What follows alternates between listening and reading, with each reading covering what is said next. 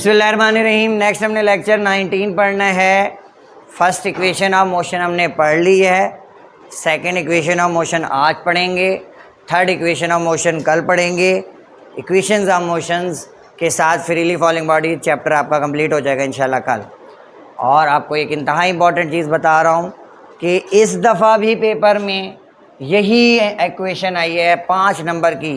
ये 5 नंबर का सवाल है इतना सा। सेकेंड इक्वेशन ऑफ मोशन, ये समझ लें कि मुफ्त के नंबर हैं।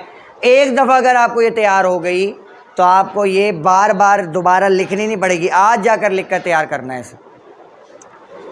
पहली इक्वेशन हो, दूसरी इक्वेशन हो, तीसरी इक्वेशन हो, यहाँ तक चीज़ें आ जाती हैं कॉमन, यानी एक दफ़ा याद करके उसको बार बार पढ़ना है। Consider a body moving with initial velocity vi after some time t it attained या ऑब्टेन्ड, दोनों लिख सकते हैं, final velocity vf and it cover some distance s। पहली इक्वेशन में हमने ये लाइन नहीं लिखी थी, it cover some distance s।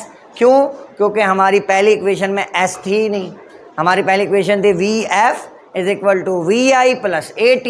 जब s है ही नहीं तो हमने लिखना नहीं है। सेकेंड इक्वेशन और थर्ड इक्वेशन में s इन्वॉल्व होता है। The acceleration will be represented by ए।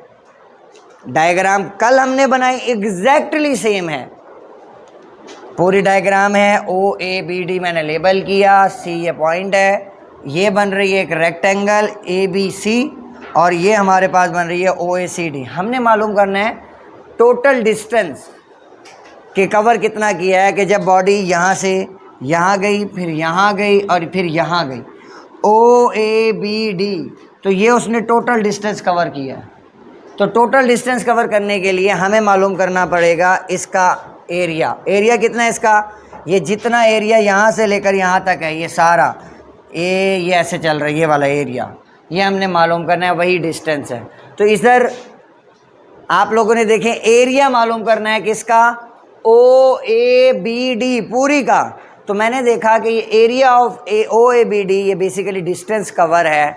तो यहाँ पर आप area of O B D, A B D के पीछे ये भी एक लाइन लिख सकते हैं, ये लफ्ज़ लिख सकते हैं डिस्टेंस कवर्ड, और वो बराबर है area of O A B D के, और वो बराबर है एरिया, अब वो किसके बराबर है देखें, दो चीज़ों के। ये एक बनी मेरे पास ओ ए सी डी, एक रेक्टेंगल, और ये मेरे पास बनी है एक ए बी सी, ये हमारे पास बनी है एक ट्राइंगल। क्या बनी है? ट्राइंगल। तो area of rectangle O A C D, ये डायग्राम देख रो, नज़र आ रही है ना diagram? O A B D, O A B D, C D लिख दिया मैंने, रेक्टेंगल नहीं, रेक्टेंगल है, ठीक है।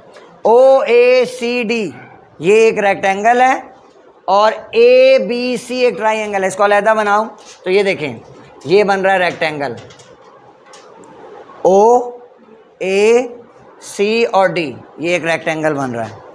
इसी तरह से ऊपर इसकी एक ट्राइंगल बनी हुई है, ट्राइंगल कुछ इस शेप से है, ये ट्राइंगल है।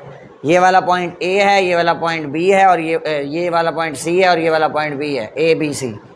तो इन दोनों को जब जमा कर लेंगे तो वो टोटल एरिया निकल जाएगा। टोटल एरिया जो है वो बराबर है डिस्टेंस कवर्ड के, वो बराबर है एस के। किसके बराबर है? एस के। यानी इन दोनों को यहाँ से लेकर यहाँ तक का मैंने टोटल एरिया मालूम करना है। ये दो एरियो पर मुश्तमिल है, एक एरिया ये वाला रेक्टेंगल वाला, एक एरिया ट्राइंगल वाला। अब सारी इक्वेशन आपने डायग्राम में खुद ही लिखी हुई है। देखो ये भी आपने एरिया की वैल्यू लिखी हुई है, ये भी एरिया की वैल्यू लिखी हुई है, इनको सिर्फ प्लस करना है। देखो पहले मैं एरिया ऑफ रेक्टेंगल निकालता हूँ, मैं ना ये लाइन ऐड करता हूँ। ये लाइन आपको बुक में कहीं नहीं मिलेगी, ना ही किसी हेल्पिंग बुक में मिलेगी। मैं ये लाइन इसलिए ऐड करता हूँ कि हमें पता होना चाहिए कि रेक्टेंगल का फार्मूला क्या है, हमने क्यों लिया। एरिया ऑफ रेक्टेंगल का फार्मूला होता है मेरे बच्चे length multiplied by width. Rectangle square इन सब का एक ही फार्मूला है, लेंथ मल्टीप्लाई एरिया, लंबाई ज़रब चौड़ाई, लंबाई ज़रब चौड़ाई। तो अब इसमें लेंथ क्या बन रही थी? लेंथ बन रही है, ये देखें, ये लेंथ है, लंबाई ओ ए ऐसे लंबाई है, और चौड़ाई कितनी है कि कितना चौड़ा है। अब मैं ये लंबाई है मेरी, और ये जितना मैं चौड़ा हूँ ये मेरी चौड़ाई है। तो length multiplied by width length है ओ ए, डायग्राम में देखें ओ ए, और विड्थ बनती है ओ डी, ओ डी, क्योंकि ये वाला रेक्टेंगल है ना, या इधर AC भी लिख सकते हैं, वो भी तो विथ ही है। आपको पता है रेक्टेंगल में दो साइडें बराबर होती हैं, ये दोनों बराबर हैं, ये दोनों बराबर हैं। तो OA की जगह की वैल्यू क्या है? OA हमने कल पढ़ा था, आज भी देखा है डायग्राम में कि ये बराबर है इनिशियल वेलोसिटी की, तो उसकी जगह मैंने VI लिख लिया। और OD बराबर है किसके है? टाइम के। तो VI मल्टीप्लाइड बाई T यानी VIT, ये हमारे पास एरिया ऑफ रेक्टेंगल आ गया। कौन सा रेक्टेंगल? OACD। अब एरिया ऑफ ट्राइंगल, ये लाइन भी आपकी बुक में कहीं भी नहीं लिखी होगी, लेकिन मैं आपको इसलिए लिखवाता हूँ कि आपको पता हो कि हमने ये क्या किया है। Area of triangle half 1/2 base multiplied by height. यहाँ हाइट भी लिख सकते हो, यहाँ परपेंडिकुलर भी लिख सकते हो। तो ये हर ट्राइंगल का फार्मूला यही हो, जितनी ट्राइंगल आप पढ़ोगे उसका फार्मूला यही है, एरिया मालूम करने का, हाफ लंबाई मल्टीप्लाइड बाय हाइट कि कितनी ऊंची है। तो अब देखो हमारे पास जो 1/2 AC और BC, हाइट देखो, लंबाई और चौड़ाई को अब डिफ्रेंशिएट करना है। हाइट है ये BC, तो हाइट की जगह पर मैंने BC लिखा। ये लेंथ अब कंसीडर होगी, लेंथ की जगह पर मैंने क्या लिखा? AC, यही लिखा है ना।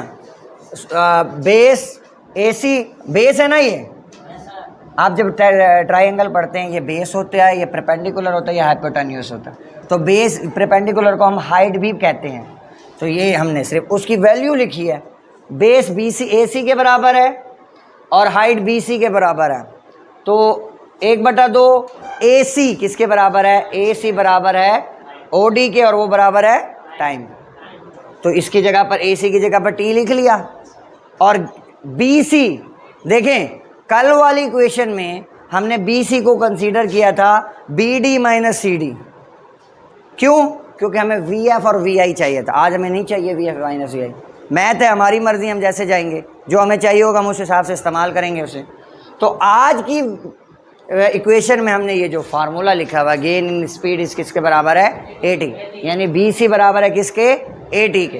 तो मैंने BC के नीचे AT लिख दिया। सिर्फ वही लिखा है जो बढ़ा है, जो यहाँ पर डायग्राम है। 1/2 T AT, अब T से मल्टीप्लाई हो जाएगा, T स्क्वायर हो जाएगा, तो उसको मिला के लिख दे 1/2 AT स्क्वायर। तो एरिया ऑफ OABD या total distance covered by a body S is equal to VIT, S distance है ना, VIT प्लस 1/2 AT स्क्वायर।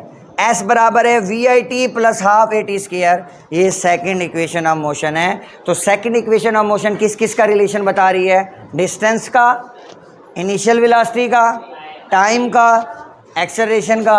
ये टाइम है। क्लियर हो जाएगी। और ये इंतहाई इंपॉर्टेंट है, इस दफ़ा फर्स्ट टाइम आई है, हो सकता है अगली दफ़ा सेकंड टाइम आ जाए, आनी है, ठीक है। और ये अगर आती होगी तो आपको न्यूमेरिकल्स भी तैयार हो जाएंगे। जज़ाकल्लाह।